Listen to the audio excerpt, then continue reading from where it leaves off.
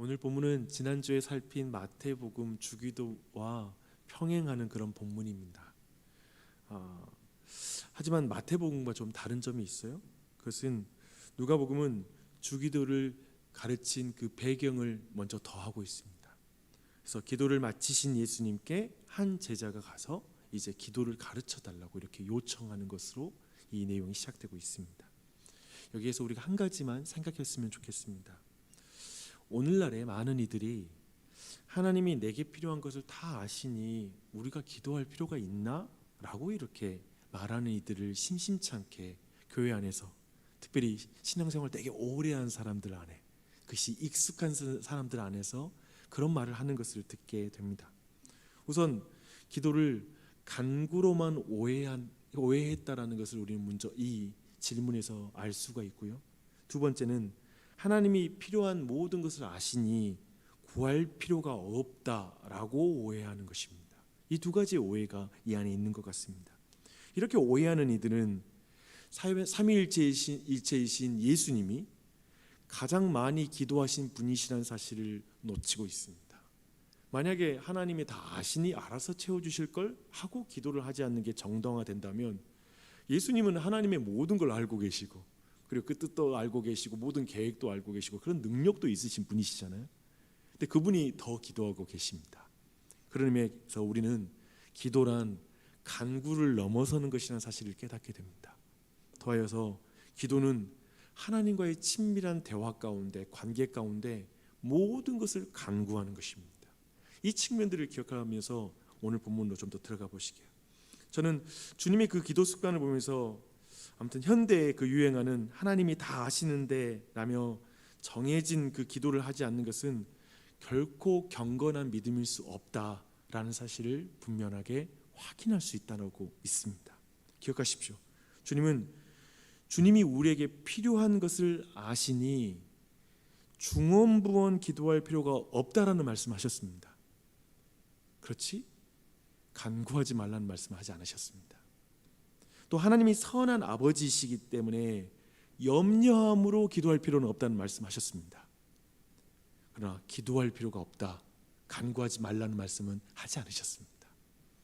주 안에 사랑하는 여러분, 기도하는 이 시간 우리는 하나님 아버지를 우리가 모르는 것을 일깨우는 기도는 할 필요 없어요.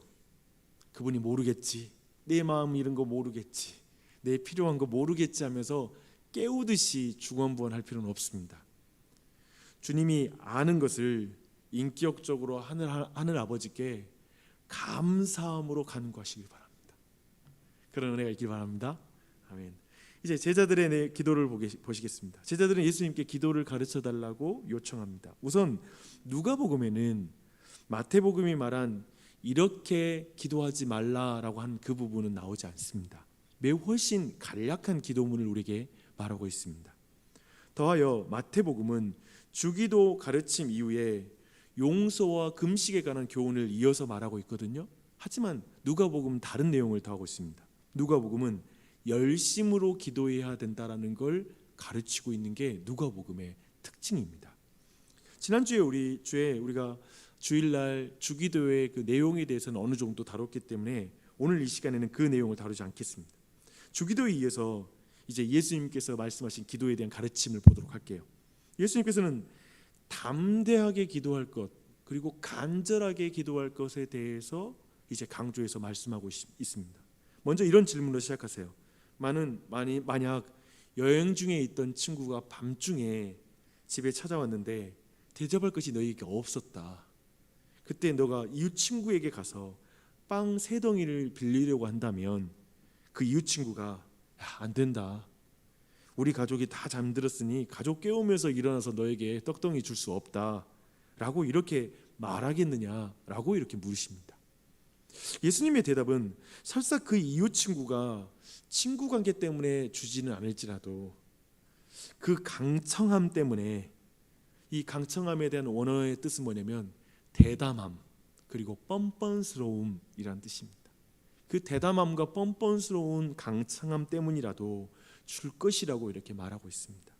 하물며 자비로우신 하나님께서 간절히 구하는 자에게 당연히 주지 않겠느냐라고 이렇게 말씀하고 있어요. 간절히 구하라는 것이죠. 그걸 강조해서 말하고 있어요. 그리고 예수님은 담대함으로 기도할 것을 말씀하시면서 하나님께서는 구하는 자, 찾는 자, 문을 두드린 자에게 응답하실 것이라고 확신을 심어주면서 이 말씀을 하고 있습니다. 그리고 아버지와 아들의 비유를 또 이어가시거든요. 이제 어떤 아버지가 아들이 생선이나 알을 달라고 하는데 뱀이나 정갈을 주겠느냐, 즉 나쁜 것을 줄 아버지가 어디 있느냐라고 이렇게 말씀하고 있습니다.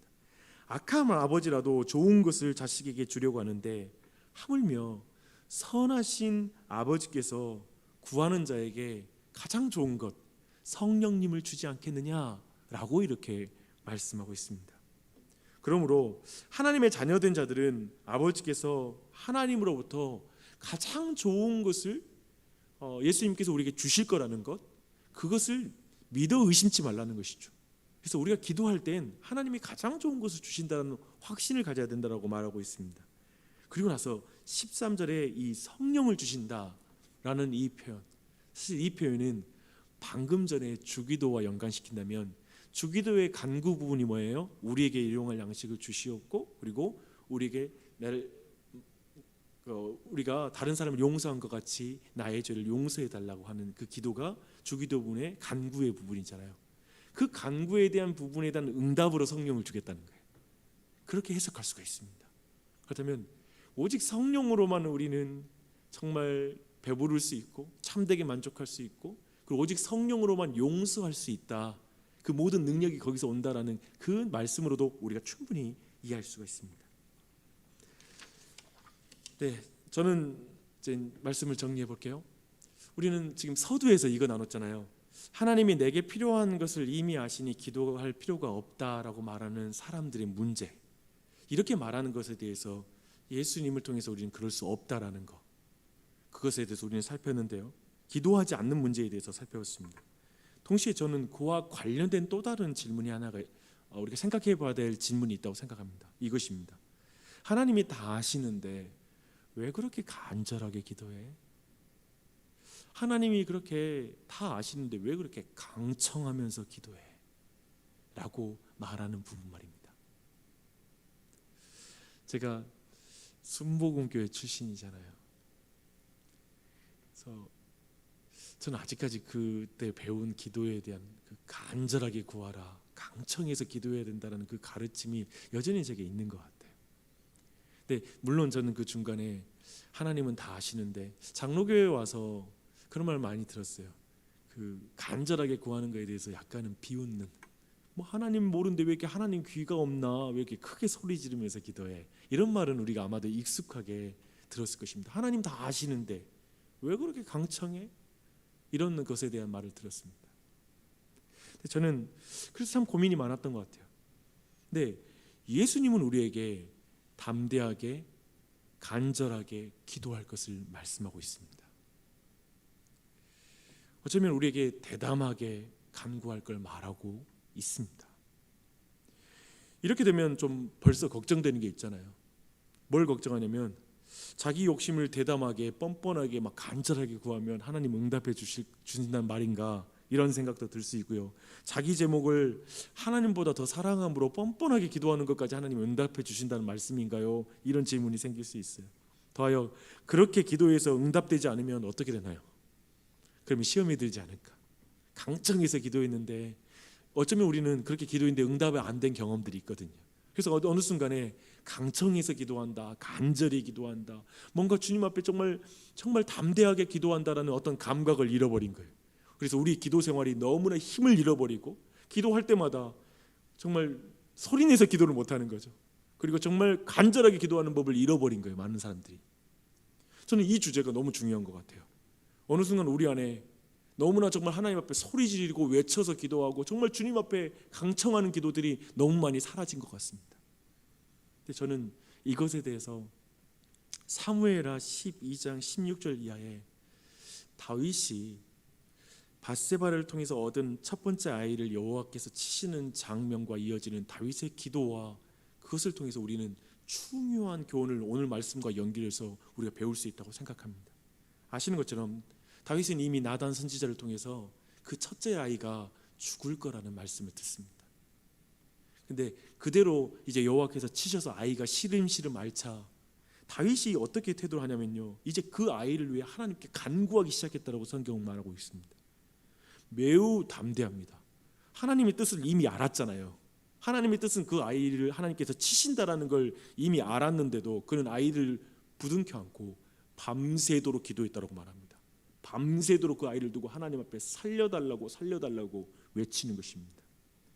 아시는 것처럼 결국 그 아이가 죽게 되죠. 그리고 나서 그 신하들은 지금 죽기 전에도 이렇게 금식하면서 기도하고 다윗이 슬퍼하는데, 이 죽었다는 소식을 들으면 다윗이 어떻게 보일까, 어떤 일이 벌어질까 두려워서 말을 못하자 그 모든 것에서 아이가 죽은 것을 감지한 다윗이 아이에 대해서 묻죠. 그리고 아이가 죽었다는 걸 확인합니다. 그리고 나서 신하들이 이해할 수 없고 우리가 이해할 수 없는 행동을 하기 시작하죠. 이제 다시 목욕을 하고 좋은 옷을 입고 그리고 나서 음식을 가져와서 음식을 먹기 시작합니다. 너무 이해가 안 돼서 묻죠. 그때 다윗은 내가 그가 살아있는 동안에는 하나님께 간절히 간구하지만 이제 그가 하나님의 뜻 가운데 데려갔으니 이제 내가 그럴 필요가 없다라고 이제 하나님의 주권에 맡겨드리고 하나님의 그 뜻을 받아들이죠. 그리고 그 뜻 가운데 그는 나아갑니다. 전 그 장면을 보면서 다윗의 그 담대함, 어쩌면 뻔뻔스러움 아니에요 이거? 그렇죠? 뻔뻔스럽죠. 자기가 이미 죄 지어서 우리아를 죽이고 그럼 뭔 죄 가운데 심판당하고 하나님의 뜻 가운데 아이가 죽은 거잖아요. 담대합니다. 근데 그리고 뻔뻔스럽게 기도하고 있습니다. 근데 결과적으로는 응답은 안 됐죠. 분명히 응답은 안 됐죠. 근데 사실 그의 기도가 응답되지 않을 때 다윗이 기도 제목보다 하나님을 더 사랑했다라는 게 증명이 됩니다. 다윗은 하나님의 선하심을 믿습니다.